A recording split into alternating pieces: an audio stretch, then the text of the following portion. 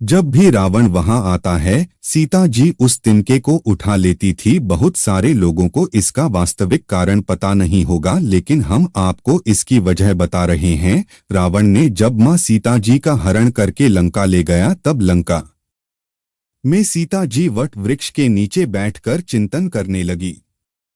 रावण बार बार आकर मां सीता जी को धमकाता था, लेकिन मां सीता जी कुछ नहीं बोलती थी। यहाँ तक कि रावण ने श्री राम जी के वेशभूषा में आकर मां सीता जी को करने की भी कोशिश की, लेकिन फिर भी सफल नहीं हुआ।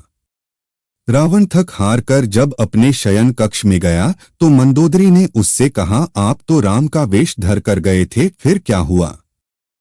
रावण बोला, जब मैं राम का रूप लेकर सीता के समक्ष गया तो सीता मुझे नजर ही नहीं आ रही थी।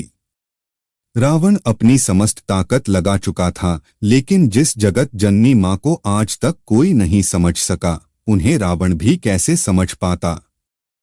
रावण एक बार फिर आया और बोला, मैं तुमसे सीधे सीधे संवाद करता हूँ, लेकिन तुम कैसी नारी हो कि मेरे आते ही घास का तिनका उठाकर उसे ही घूर घूर कर देखने लगती हो। रावण के इस प्रश्न को सुनकर मां सीता जी बिल्कुल चुप हो गई और उनकी आंखों से आंसुओं की धार बह पड़ी। इसकी सबसे बड़ी वजह थी कि जब श्री राम जी का विवाह मां सीता जी के साथ हुआ, तब सीता जी का बड़े आदर सत्कार के साथ गृह प्रवेश भी हुआ। बहुत उत्सव मनाया गया। प्रथानुसार नव वधू विवाह पश्चात जब ससुराल आती है तो उसके हाथ से कुछ मीठा पकवान बनवाया जाता है, ताकि जीवन भर घर में मिठास बनी रहे। इसलिए मां सीता जी ने उस दिन अपने हाथों से घर पर खीर बनाई और समस्त परिवार राजा दशरथ एवं तीनों रानियों सहित चारों भाइयों और ऋषि संत भी भोजन पर आमंत्रित थे। मां सीता ने सभी को खीर परोसना शुरू किया और भोजन शुरू होने ही वाला था कि जोर से एक हवा का झोंका आया। सभी ने अपनी अपनी पत्तलें संभाली। सीता जी बड़े गौर से सब देख रही थी। ठीक उसी समय राजा दशरथ जी की खीर पर एक छोटा सा घास का तिनका गिर गया, जिसे मां सीता जी ने देख लिया। लेकिन अब खीर में हाथ कैसे डालें, ये प्रश्न आ गया।